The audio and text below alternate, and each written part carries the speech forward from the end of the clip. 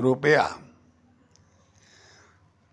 سن 1542 میں جب 11.4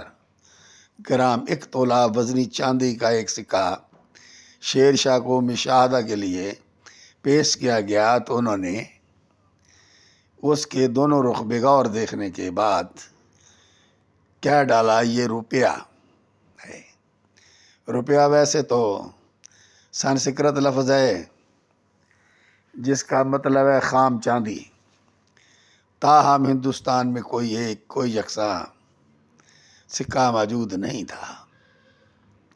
جو ہر جگہ استعمال ہوتا ہو۔ شیر شاہ سوری نے اس قدیم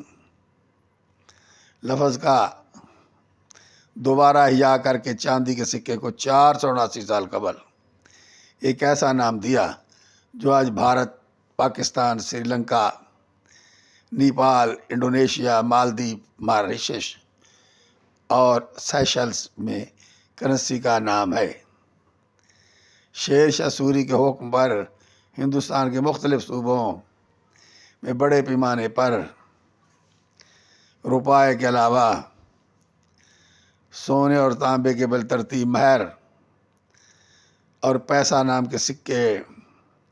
ڈالے گئے، جن کی بدولت تجارت، لین دین میں آسانی پیدا ہوئی اور معیشت کو ایک نیا رخ مل گیا۔